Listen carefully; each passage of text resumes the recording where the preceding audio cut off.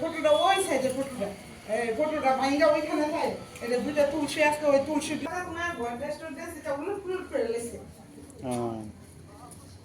এইগুলি সব ফাইটা দিয়ে গেছে এইটা ভাঙতে পারছে না। এই দেখেন কি করছে, দরজা ভাঙছে, দরজা ভাঙ্গিয়া তার এই দরজা ভেঙে গেছে। বিগত দিনও কয়েকবার এই চোরের উৎপাতে আমরা অতিষ্ঠ আছি।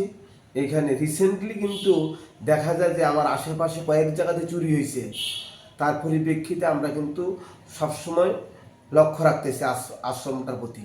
এখন দেখা যায় কি আজকে রাত্রে ভোর রাত্রি প্রায় অনুমানিক 3:30 নাগাদ দেখা যায় যে যে আমার আশ্রমের পেছনে একজন আমাদের গুরু ভ্রাতা ছিল, ওনার ছেলেরা আমাকে রাত্রেবেলা ফোন করলো প্রায় 3:30 বা 3:40 এরকম নাগাদে। ফোন পাওয়ার পর আমি দেখি যে ওরা চিৎকার ফাঁকার করতেছে যে এখানে নাকি প্রচণ্ড শব্দ হইতেছে, যে চোরে ভাঙতে আছে এরকম একটা শব্দ তারা পাইছে। কিন্তু বাড়ির থেকে তারা ওয়াল টপ করে ঢুকতে পারতেছে না, যেহেতু গেটটি আমাদের তালা আছে।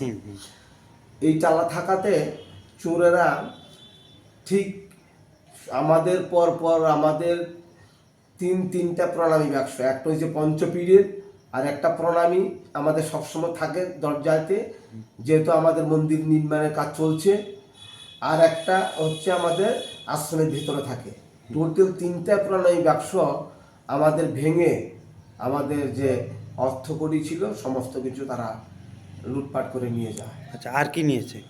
তাছাড়া আরও আমাদের এই আশ্রমের আমাদের যিনি গত হয়েছেন শ্রদ্ধেয় পরিমল চন্দ্রদেব মহাশয়, উনি আমাদের ঠাকুরের এক জোড়া উনি খড়ম দিয়েছিলেন রূপোর। আচ্ছা, সেগুলো কি সেগুলো নিয়ে গেছে। আচ্ছা, আর কি নিয়েছে? এছাড়া আমাদের ওই মন্দিরের কিছু আসবাবপত্র ছিল, তা সব কিছু নিয়ে গেছে। নিয়ে যাওয়ার পথে ওরা ওই একটা সাফল এখানে ফেলে যায় এবং দরজাও ভাঙচুর করেছে। আমাদের পাশের যে পঞ্চপীঠের প্রণামীটা ছিল সেটাও ওরা ভেঙে দিয়ে গেছে। পুলিশকে বিষয়টা পুলিশকে এই বিষয়ে আমি অবগত করিয়েছি এবং রিটেন দিয়েছি। পুলিশের মাধ্যমে আমরা এফআইআর করেছি। পুলিশ এসছে এখানে। কি বলেছে পুলিশ? পুলিশ যথাসাধ্য চেষ্টা করবে এবং এই আশ্বাস আমাদের দিয়েছে যে ওরা চেষ্টার দিকে কোনো ত্রুটি করবে না। কিন্তু